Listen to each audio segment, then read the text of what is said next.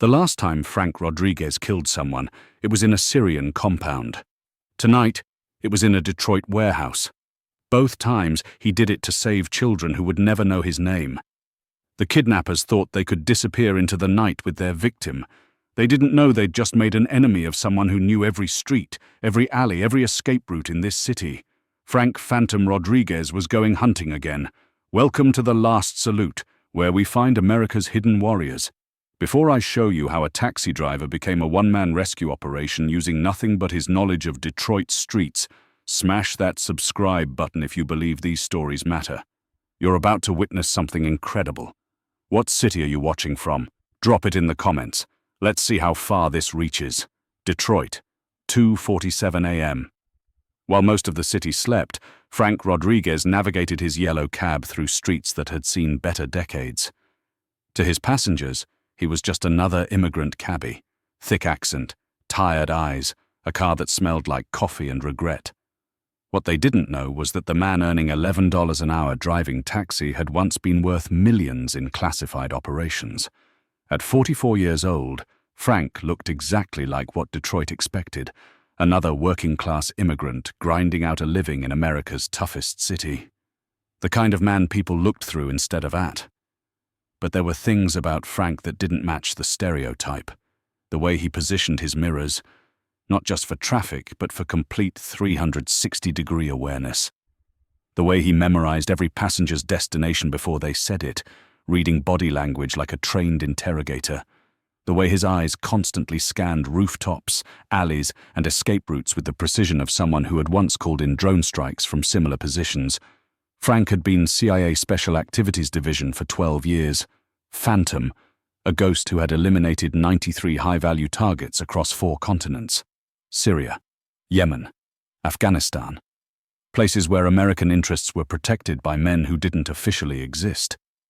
His last mission had gone sideways in Kandahar. Not tactically. He'd completed the objective.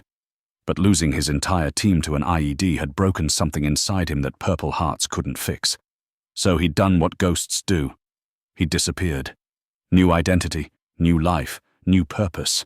No fanfare, no benefits, no recognition.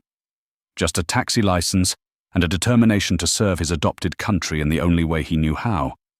By watching, by protecting, by being ready. If you're already hooked by this story, hit that subscribe button now. Because what you're about to see will prove that heroes really do walk among us. The call came over the radio at 2:51 a.m., pick-up at the Renaissance Center, drop-off at Detroit Metro. Business traveler, probably. Frank turned his cab toward downtown, following the same route he'd driven 1,000 times. That's when he saw it. Black SUV, tinted windows, parked outside the Marriott with the engine running. Not unusual. Lots of late-night pickups downtown, but something about the positioning was wrong. The angle, the sight lines, the way it sat like a predator waiting to strike. Frank's training kicked in automatically. He slowed his approach, using other vehicles for concealment, keeping the SUV in his peripheral vision. A young girl emerged from the hotel lobby, maybe 8 years old, blonde hair, pink backpack. She looked around confused, checking a piece of paper in her hand. Lost kid, probably looking for her parents' car. The SUV's doors opened. 3 men got out. Not hotel security, not concerned adults. These moved like professionals. Spread formation, quick communication, practiced efficiency. The kind of movements Frank had seen 100 times in hostile territories. The first man approached the girl with a smile. "Sarah, your mum sent us to pick you up." Frank's blood went cold. This wasn't a pickup. It was an abduction. The girl backed away, sensing something wrong, but the second man had already circled behind her. The third maintained overwatch, scanning for witnesses. They had 30 seconds before they disappeared into the night with that child. Frank had 15 seconds to decide. Call 911 and watch them disappear, or do what the CIA had trained him to do for 12 years. He chose action. Frank gunned the taxi straight at the SUV, horn blaring, high beams cutting through the darkness. Not subtle, but effective. The kidnappers froze, momentarily blinded and confused. The girl broke free and ran toward the hotel entrance. "Detroit police, stay where you are!" Frank shouted in perfect English. No trace of his usual accent. Years of deep cover had taught him how to become anyone, anytime. The first kidnapper reached for something under his jacket. Frank was already moving. He rolled from the taxi in one fluid motion, using the open door for cover. "Gun! Gun! Gun!" he screamed, drawing the attention of hotel security and any late-night pedestrians. The kidnappers had a choice: complete their mission with witnesses and police attention, or abort and run. They chose to run, but not empty-handed. "We'll get her another time," the leader hissed into his radio. "Phase 2. Now!" Phase 2? Frank's blood chilled. This wasn't random. This was organized, professional, and they weren't giving up. The SUV peeled out, heading north on Jefferson. Frank memorized the license plate, the vehicle description, the escape route. But more importantly, he'd overheard their radio traffic. That little girl wasn't safe. Not tonight. Not until Frank ended this. Are you seeing where this is going? If you want to watch how a CIA operative turns a taxi into a weapon, subscribe and keep watching. This gets incredible. Frank abandoned his cab and hot-wired the nearest vehicle, a delivery truck with Ahmed's Halal Market painted on the side. 12 years of black ops had taught him skills that taxi driving didn't require. The SUV had a 3-minute head start, but Frank had something they didn't: perfect knowledge of Detroit's street grid. Every shortcut, every traffic pattern, every choke point in the city. He knew where they were going before they did. The radio traffic he'd intercepted mentioned the warehouse and 0400 hours. Frank's mental map of Detroit narrowed the possibilities to 3 locations: the abandoned Packard plant, the old Ford factory on the river, or the shipping yards near Zug Island. But the route they'd taken eliminated 2 options. They were heading for Zug Island, isolated, industrial, perfect for the kind of operation these professionals were running. Frank took the surface streets, using his knowledge of traffic light timing and construction zones to cut their lead. The delivery truck wasn't fast, but it was invisible. Just another working vehicle in a city that never really slept. By the time he reached the industrial district, he was only 2 minutes behind them. Frank parked a quarter-mile from the target warehouse and approached on foot. CIA training took over completely: movement, concealment, reconnaissance. He wasn't a taxi driver anymore. He was Phantom, the operative who had eliminated 93 high-value targets across 4 continents. Through his binoculars, Frank surveyed the operation. The warehouse was bigger than he'd expected: multiple vehicles, professional security, communication equipment. This wasn't just a kidnapping. It was a hub. And there were more children inside. Frank had 2 choices: call in federal backup and watch them scatter, or use the skills that had made him the CIA's most effective black ops specialist. He chose the shadows. The warehouse had 6 entry points, 12 exterior guards, and probably twice that many inside.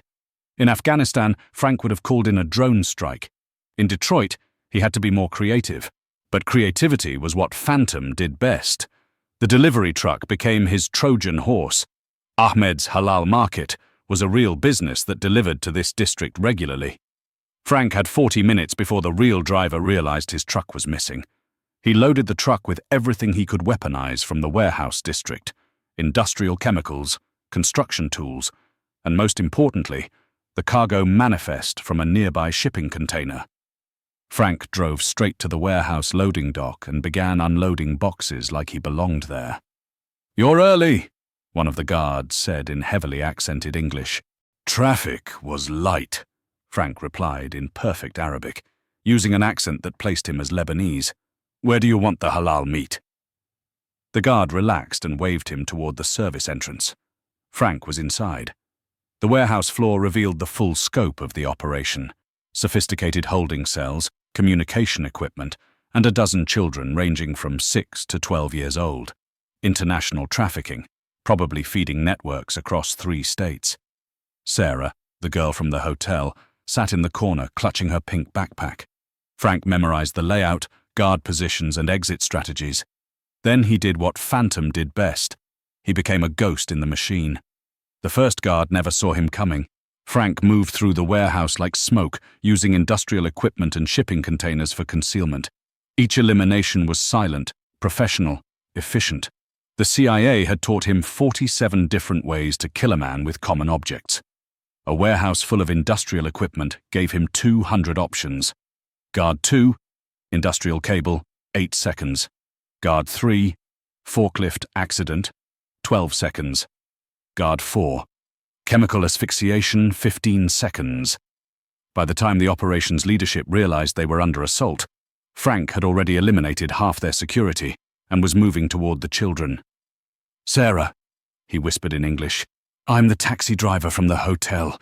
We're going home." The girl's eyes lit up with recognition and hope, but the warehouse leader wasn't giving up without a fight. Frank heard the radio chatter. "Burn it down. Kill the witnesses. We relocate tonight." They were going to murder 12 children to cover their escape. Frank had 90 seconds to save them all.